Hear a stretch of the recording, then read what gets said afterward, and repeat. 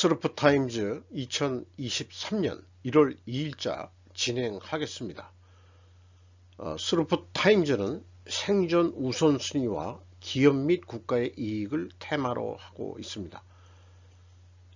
내용이 좋았다고 생각하시면 구독, 좋아요 부탁드리고 1.5배속을 보시기 바랍니다. 반도체 대경쟁시대 돌입, 미중 갈등, 세계를 분단, 무기화하는 경제라는 제목을 일본 시사통신에서 1월 1일자로 보도한 내용입니다. 워싱턴과 베이징 시사라고 이렇게 나와 있네요. 미중 갈등의 격화를 배경으로 경제 안전 보장상의 중요성이 높아지는 반도체 개발과 투자에서 세계 주요국 뭐 이렇게 돼 있고, 지역이 격전을 벌이는 이 대경쟁 시대에 돌입했다. 주요국 지역이 이렇게 연결이 되겠군요. 미국은 냉전 종식 후에서 찾아보기 어려운 수출 규제를 중국에 발동, 일본과 유럽에도 동조를 강요하고 있다. 한국도 좀 넣어주지. 일본과 한국, 유럽에도 동조를 강요한다. 한편 중국은 보복도 불사하겠다는 태세여서 2024년도 하이테크 분야에서 미중 분단이 더욱 진행될 것 같다. 이런 얘기예요. 시사통신 입장에서는 한국을 넣을 필요를 못 느꼈겠죠. 아니면은 한국을 아직까지 중국 편으로 보고 있는가, 얘네들이. 저건 표현에 보면은 요거를 또 한국을 개무시하는 건 아니지만, 반도체 분야에서 자기네들을 이미 능가해서 발전했는 거, 이제 일본이 이제 뒤따라서 경쟁하겠다고 하면서 뭔가 좀 심리적인 그런 것들이 이런 뉴스 표현에 나타나는 거, 제 눈에만 보이는 건가요? 그런 게 좀 보입니다. 자격지심 갖지 말고 좀 한국도 좀 누라우. 우리가 지금 대중국 관계 외교가 확실히 어떻다 이렇게 얘기하는 거 좀 껄끄러운 부분이 있습니다만은, 윤 대통령 미 핵 전력 한미 공동으로 기획 연습하겠다. 조선일보 최경훈 기자인데, 이게 신년 인터뷰를 연말에 한 모양이에요. 근데 이번에 윤 대통령 신년사에는 국내 경제 3대 개혁만 얘기를 했지, 외교, 국방 이런 거에 대해서는 언급을 하나도 안 했거든요. 그래서 저도 그게 좀 잘못된 거 아니냐. 북한은 핵미사일을 기하급수적이라고 누가 번역을 했는지, 아니면은 지수적으로 증가시키라는, 지수적이겠죠. 기하급수적이 아니고, 언론기관에 따라서 기하급수적, 지수적, 이렇게 좀 표현이 또 차이가 있는 것도 있습니다. 그렇게 이 기사 제목이라는 것도 너무 인플레이를 시켜가지고 하는 경우도 있는데, 저간 그렇고, 어쨌든 이 외교나 국방에 대해서 조선일보 대화에서는 언급을 이렇게 했다, 이런 얘기예요. 그래서 핵전력을 공동기획, 공동연습 개념으로 운영하는 방안을 논의하고 있다. 우리가 핵 개발하겠다는 얘기는 절대 안 하고 있는 거죠. 그렇지만은 이대로는 이제는 가만히 있을 수 없다. 미국한테만 맡길 수는 없다. 이런 거에 대해서는 이 공감대 국민들로 그런 동의를 할 거예요. 근데 한국경제인가 어디 이 논설위원 출신인 보수 논객이 무슨 유튜브 방송을 하는데, 윤 대통령이 신년사에 외교 국방에 대한 거는 빼놓고 조선일보하고의 인터뷰만 했다라고 삐진 뉴스를 지나가는 식으로 이렇게 봤습니다. 그게 좀 걸리기는 다들 하는 거죠. 적어도 신년사 정도에는 경제만 얘기할 게 아니고 정치 그 다음에 국제 외교, 뭐 요즘 이제 세상은 국제 외교가 중요한데, 결국 윤 대통령은 아직 그 경륜이 좀 부족한 거 아니냐, 뭐 이렇게 좀 비판하는 그런 그 보수 농객의 그 어떤 유튜브 방송이 제목만 봤어요. 그러나 그 내용은 분명히 그렇게 나오겠죠. 네, 뻔합니다. 유명한 보수 농객인데 이름을 잊어버렸어요. 갑자기. 오케이, 멕시코, 세이브 미, 중국에 이어 세계와 이어질 수 있는 거. 뉴욕 타임즈 피터 S 굿맨 뉴스인데요. 그 멕시코 시티에서 했는데 실질적으로 월마트가 말하자면은 100만 달러어치 회사 유니폼 같은 거 구매를 하는데 중국에 있는 통상 공급업체가 아닌 멕시코에서 의류 사업 업체인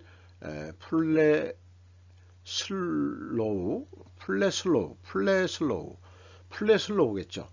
에서 구입했다. 그래서 뭐 거창하게 지정학적 재편성이 일어나고 기업은 신뢰할 수 있는 서플라이 체인이 필요하다. 뭐 이런 식으로 쫙 풀어 나갔습니다.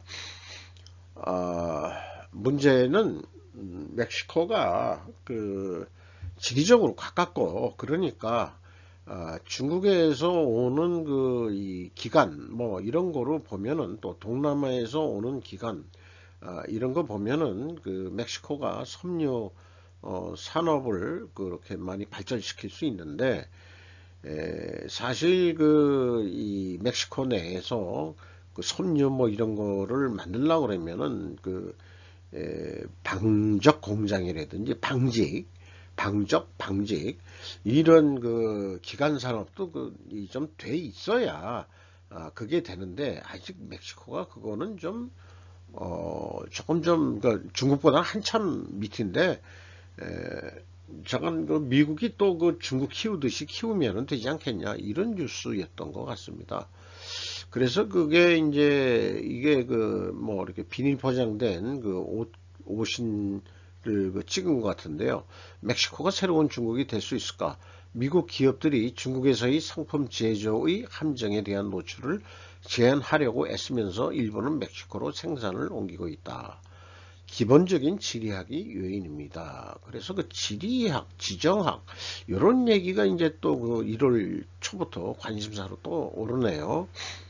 한국도 좀 멀긴 멀죠. 미국에서. 근데 우리나라 섬유 업체들도 국내에서 이제 섬유 공장을 의류 공장을 직접 안 하는 데가 많아졌고 주로 동남아에서 많이 만드는데 뭐 미얀마도 있고요, 베트남도 있고, 말레이시아, 인도네시아 뭐 여러 군데 다들 외국 공장을 가지고서 거기에서 이제 물건을 만들어 가지고 미국에도 수출하고 뭐 전 세계 수출하는 거로 그렇게 되어 있습니다만은 역시 선임 이런 걸 또 무시할 수 없겠죠. 그 다음에 이제 계절적 특수 때문에 수요 공급에서 예측 물량이라든지 이런 등등이 또 좀 애로점이 있을 거예요. 근데 멕시코에서 의류 산업을 발전시킨다고 한다면은 아마 멕시코가 경쟁력이 더 있지 않겠냐 이렇게 생각되고요. 그렇게 되면은 뭐 미국으로의 불법 이민 이런 것도 좀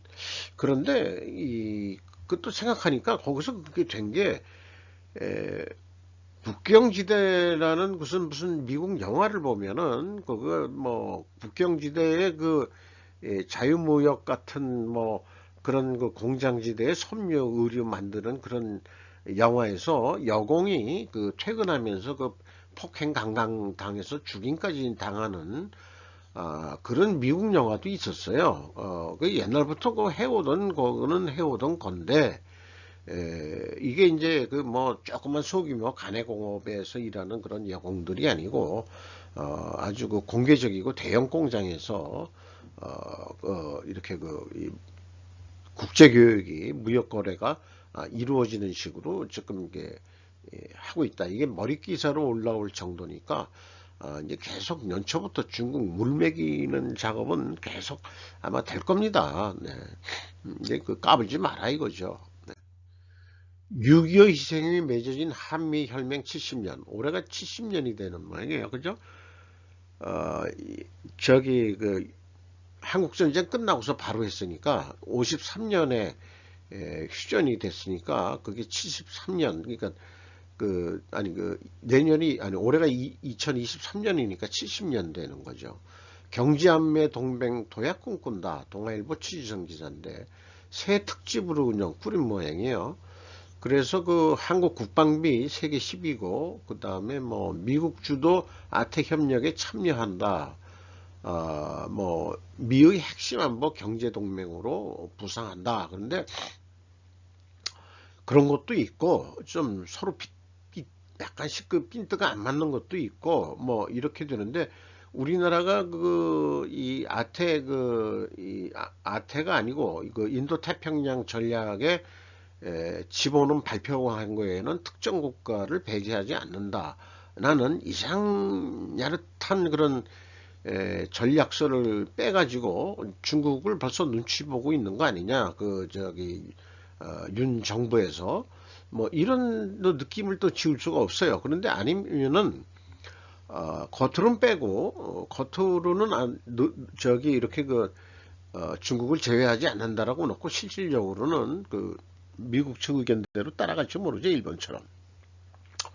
일본은 완전히 100% 따라가는 거고 우리는 좀 자꾸 문재인 정부 때 좀 딴지를 자꾸 걸고 뭐 이래가지고 미국이 한국 상대하기가 영 껄쩍시근할 경우가 있었고 뭐 그렇죠. 어쨌든 70년 그 동맹인데 북한은 적 못 박아야 정신무장 MZ세대 장병은 달랐다라고 이게 이것도 동아일보 거 같은데요. 북한은 적이라는 표현이 이달 발간한 2022년 국방백서에서 6년 만에 부활할 것으로 이렇게 쭉 풀이를 했는데 제목 자체가 꼭 북한을 적으로 못 박아. 이게 이제 아마 이 좌측으로 이렇게 좀 좌측이면 이쪽으로 해야죠. 이쪽으로 좌측으로 이 사고방식이 돌아가는 기자의 이 제목 표현 같아요. 문재인 정부 당시 북한 적이라는 표현을 지운 것도 반대로 윤석열 정부로 이를 되살린 것도 대적권 강화 효과 등을 제대로 분석해 내린 결정이 아니라는 것이죠. 누가? 웃기고 있네. 한국일보 유대근 기자였군요. 이거는 동아일보가 아니고 제 생각은 그렇습니다. 제 생각은 한국일보는 MZ세대 운운하는데 생존을 우선순위로 할 때 중국에 대해서는 뭐라 보도할지라고 묻고 싶은 거예요.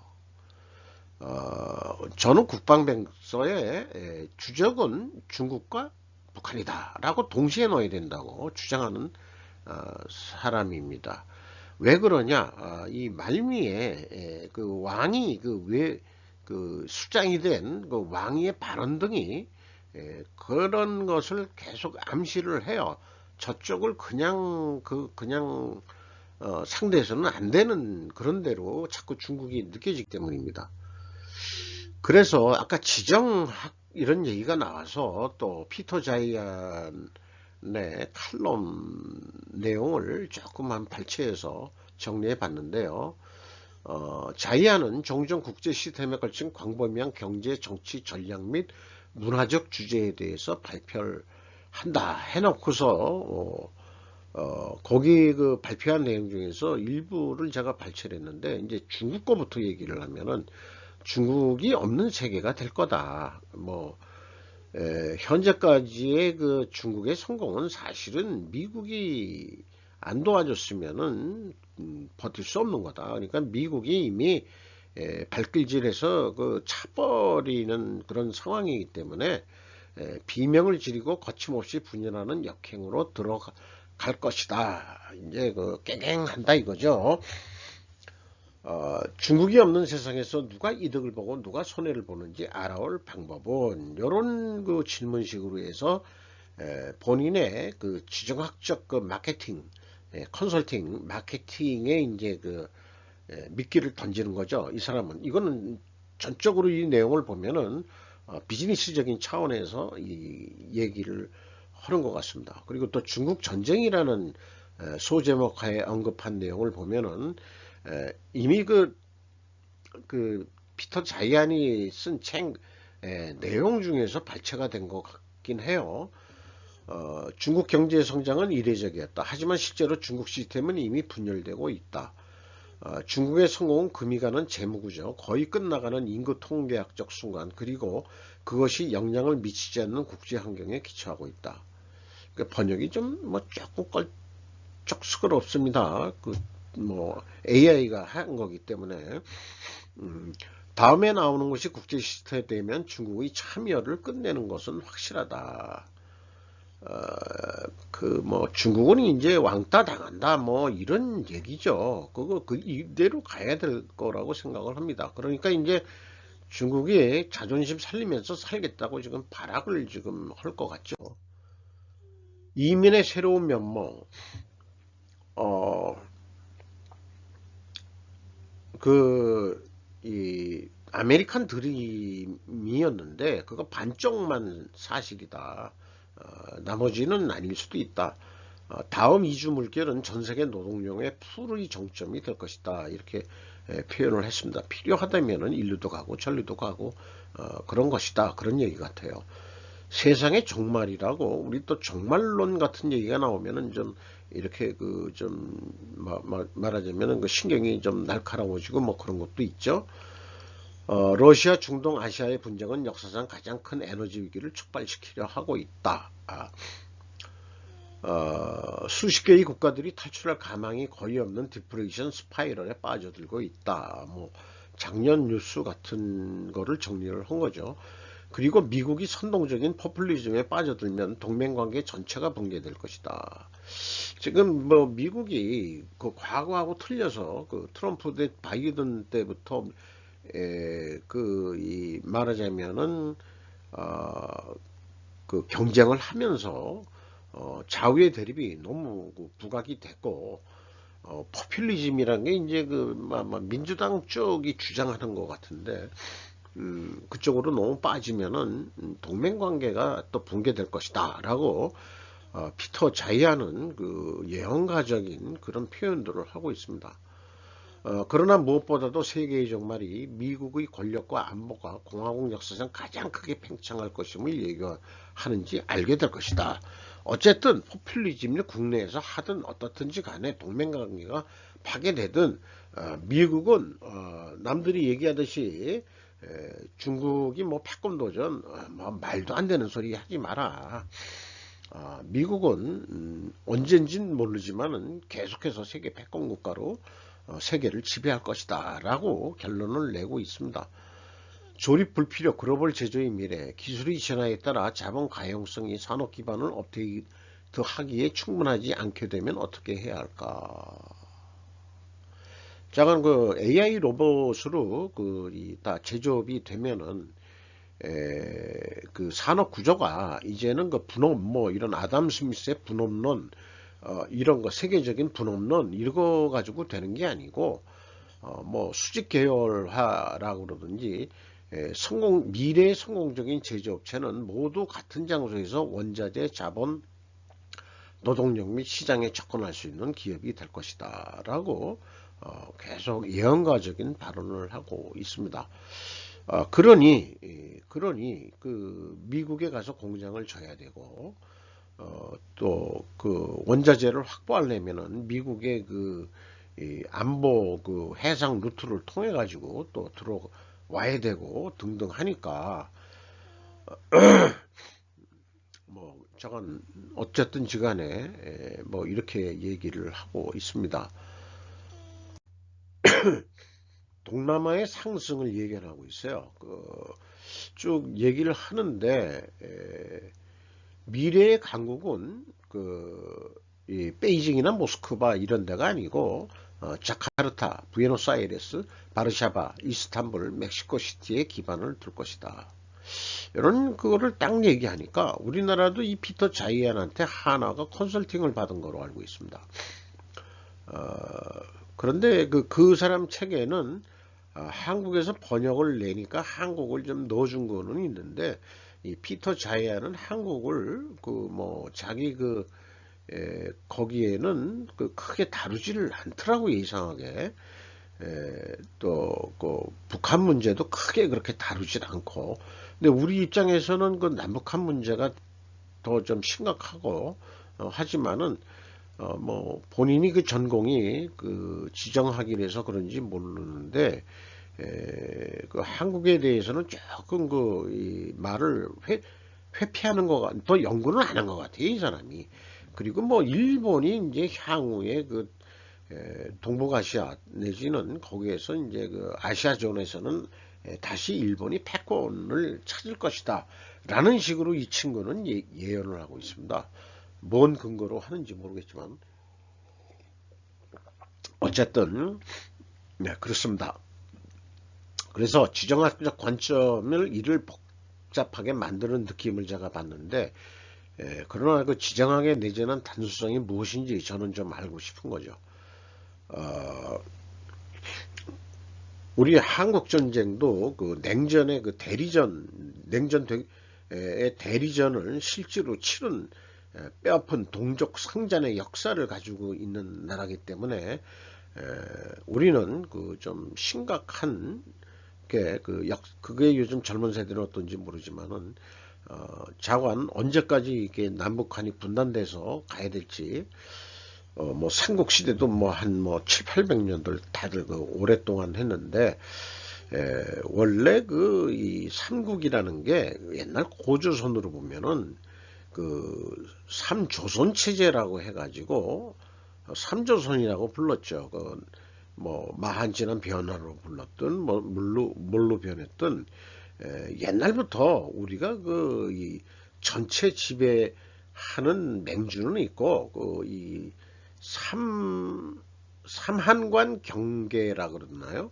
그런 식으로 저기 통치를 가지고 있는 거기 때문에 그랬었는데 지금 남북한 분단 상태는 우리의 그 옛날 조상들이 가지고 있는 정치 체계를 가지고 한 게 아니고 이데올로기적인 그 소련과 미국의 그 2차 대전이 종료되면서 바로 땅 따먹기 해가지고 우리가 분단된 역사이기 때문에 우리의 의지가 들어간 것도 아니고 그런데 이제 자꾸 70년이나 되니까 굳혀져 가는 것 같고 언젠가 이렇게 되면은 분명히 통일을 게 평화 통일이나 뭐 이런 통일이라는 게 그냥 구두 협약해서 통일되는 그런 역사가 얼마나 되는지 모르겠어요.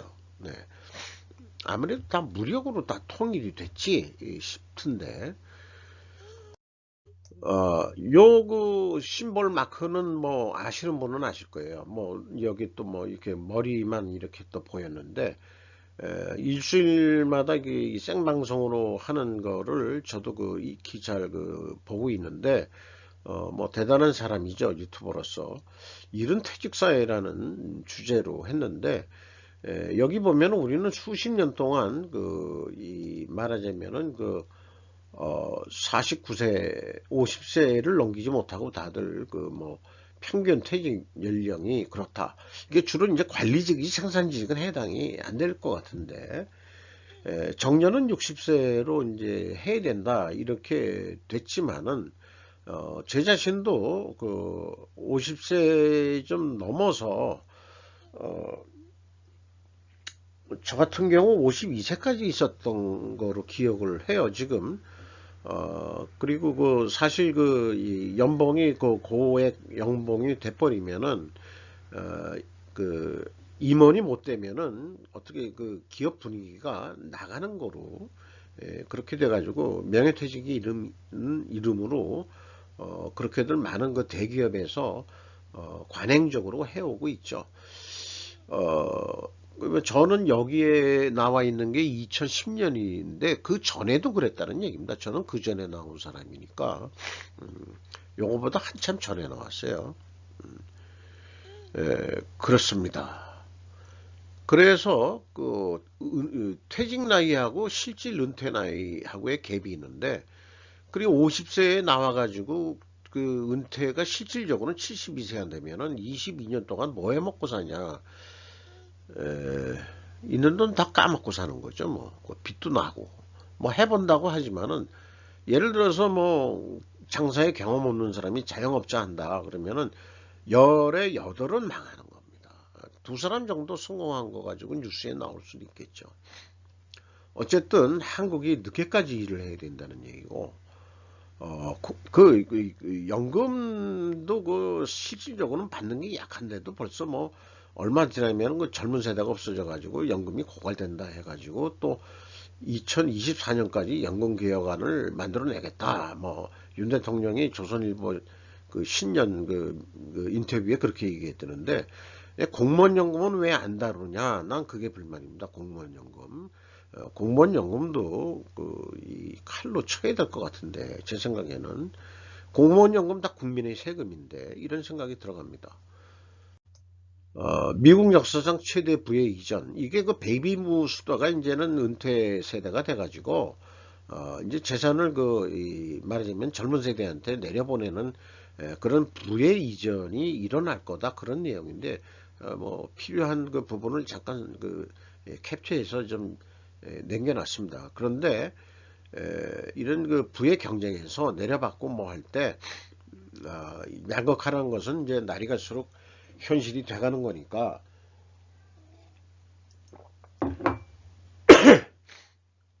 중간에 어중간한 사람들은 참 그 경쟁에 일로 위로도 사다리 타고 올라가기도 어렵고 그렇다고 내려가자니 그렇고 결과는 막 그냥 다 아까 열에서 여덟이 망한다고 그러면은 여덟은 이제 하류층으로 넘어가고 그러는 거죠. 그러니까 미래 세대에는 소수의 극단적으로 그 하늘에 의해서 사는 엘리시움이라는 영화 보듯이 아바타인가요? 니키 무슨 그 미래 그 SF 그 만화 영화 같은 거, 그 실사 영화 같은 거, 그거 보면은 돈 있는 사람들은 저 꼭대기층에 살고, 그 다음에 아니면은 그 이런 비유도 있었죠. 그 잘 사는 사람들은 성 안에서 살고, 나머지는 다 그 천민이 돼가지고 성 밖에 살고. 뭐 이런 식의 이 디스토피아적인 그런 미래를 많이들 얘기하고 있죠.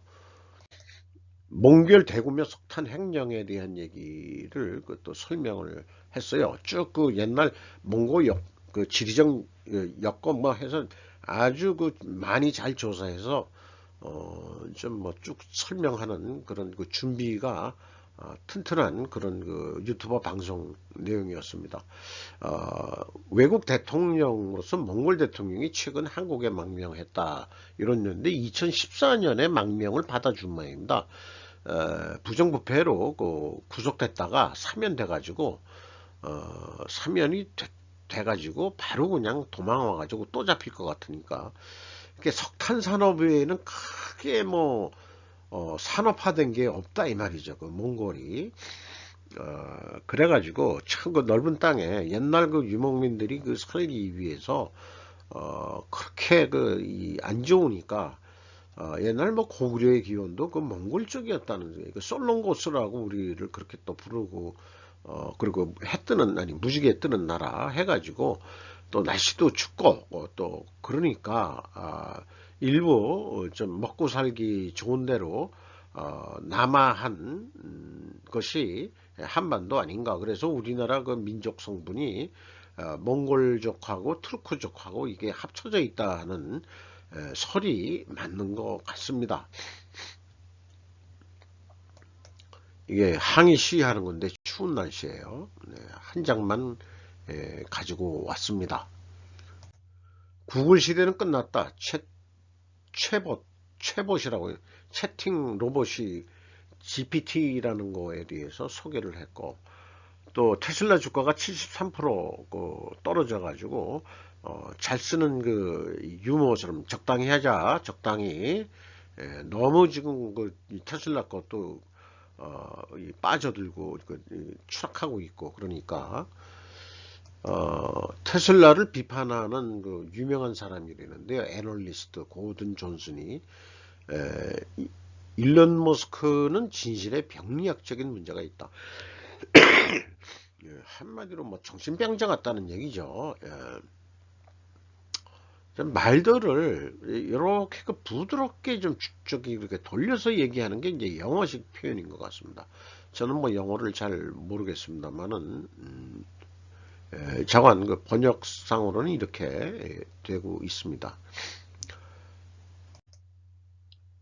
니시조선에 된 나라 중국의 꿈은 실현되지 않는다. 조선일보 일본어판인데 이게 니시조선이라는 게 이제 일본말로 니시가 서쪽인 모양이에요. 그래서 이 조선이니까 북조선을 얘기하는데 너무나 그 통제가 강해지니까 우리가 북한하고 똑같이 되는 거 아니냐, 북한한테 배운 거 아니냐, 시진핑한테 그렇게 겁먹고 그러는 상황을 이렇게 얘기한 것 같고요. 북한군 서열 1위 박정창 씨 해임, 한국의 무인기 때문인가 중앙일보에서 했는데 저도 좀 약간 유머를 한다면은 정은이가 그렇게 얘기했을 것 같아요. 그 해고하면서 님자 때문에 남조선이 킬드론 도입하게 된 건 아님매. 그 드론도 뭐 좀 괜히 내가 언제 난리라고 그랬냐? 뭐 분명히 승인은 했을 텐데 그 효과가 뭐 이래저래 뭐 하니까 어떻게 갑자기 그동안에 미사일 다 쏘아 올리고 뭐 하고 그랬는데 군수열 2위를 자른다. 뭐 그러니까 잘하다가 충성하다가 뭐 하나 삐딱하면은 파리 목숨이 그게 공산당 독재 정권의 그거죠. 네.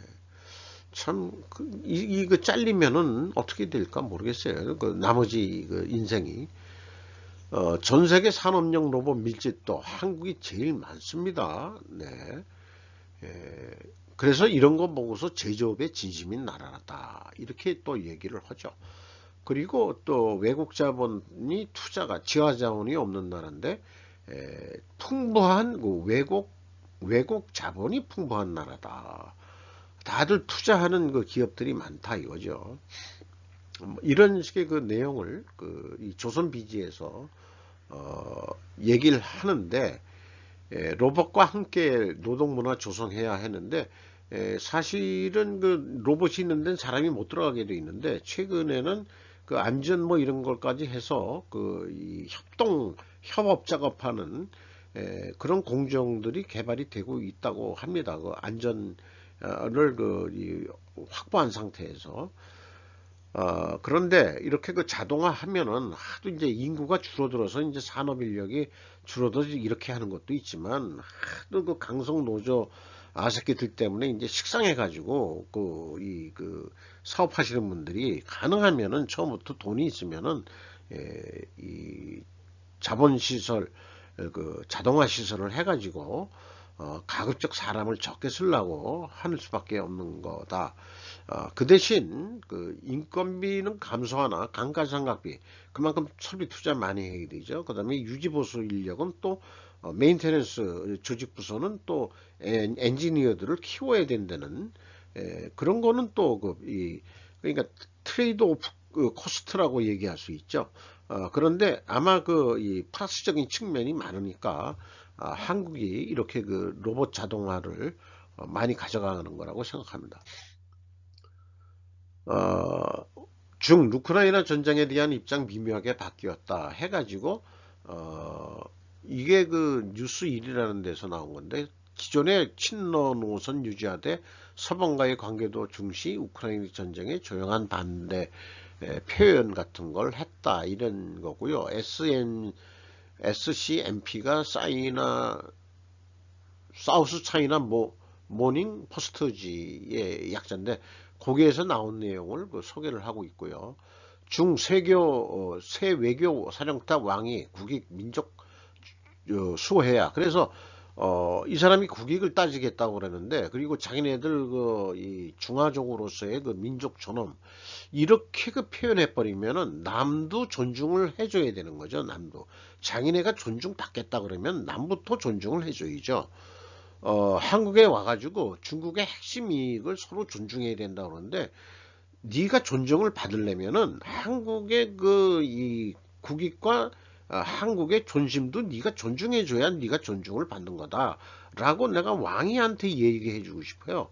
이 친구 나이도 나하고 거의 뭐 비슷한 놈뿐이 안 되는 것 같은데, 생긴 거 보면은 전부 다 뭐 성깔 있게들 생겨가지고 외사판 공실 주임직함으로 글 게재, 새 외교부장엔 전랑 외교 친강 임명, 주미대사 했던 놈인데 이게 조금 더 젊은 놈이죠. 하는데 그 친강 신임부장이 이런 얘기를 했대요. 중국 투기 공격적 외교를 득하는 전랑 외교의 대표적인 인물인데 2021년 8월 전직 미국 고위 관료들과의 화상회의에서 의견 차이를 해결할 수 없다면 제발 입을 닥치라 이렇게 얘기했대는데, 자 그래서 제가 얘기를 하겠습니다.